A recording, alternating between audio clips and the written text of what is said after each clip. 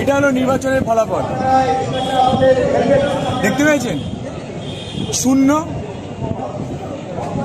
কেশপুরে BJP শূন্য, দেখতে পাচ্ছেন? এটা হলো এরকম শয়ে শয়ে বুথ যেখানে বিজেপি শূন্য।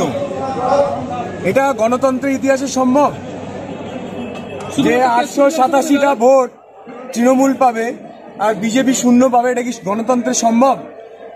নমস্কার। 2014 লোকসভা ভোটে তৃণমূলের প্রতীকে সাংসদ হিসাবে নির্বাচিত হওয়ার আগে দীপক অধিকারী ঘাটালের জনগণকে প্রতিশ্রুতি দেন তিনি যদি সাংসদ হিসাবে নির্বাচিত হন তাহলে ঘাটাল মাস্টার প্ল্যান তৈরি করে দেবেন।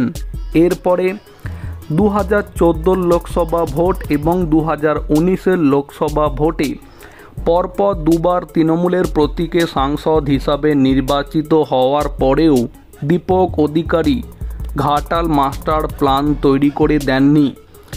এরপরে যখন 2024 লোকসভা ভোট আসে তখন দীপক অধিকারী আবারও সাধারণ জনগণকে প্রতিশ্রুতি দেন এবার যদি তিনি জিতে আসেন তাহলে অবশ্যই ঘাটাল মাস্টার প্ল্যান তৈরি করে দেবেন।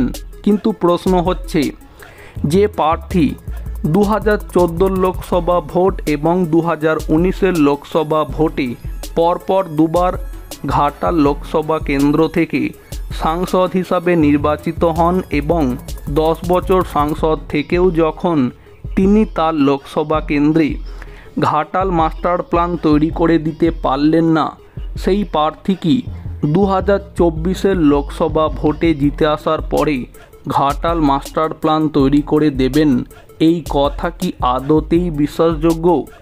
গণতন্ত্রে শাসক পক্ষ যেমন থাকে উল্টো দিকে বিরোধী পক্ষও থাকে। একই সাথে কোনো একজন প্রার্থীর পক্ষে যখন কিছু ভোট থাকে উল্টো দিকে বিপক্ষ প্রার্থীর পক্ষেও কিছু সংখ্যক ভোট থাকে।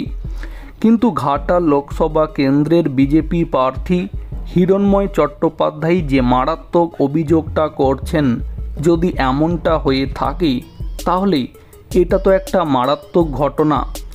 বিজেপি প্রার্থী হিরণময় চট্টোপাধ্যায় জানাচ্ছেন ঘাটাল লোকসভা কেন্দ্রের অন্তর্গত কেশপুরের কোনো একটি বুথে যেখানে তৃণমূলের পক্ষে ভোট পড়েছে 887টি, সেখানে সেই বুথে বিজেপি ভোট পেয়েছে শূন্য।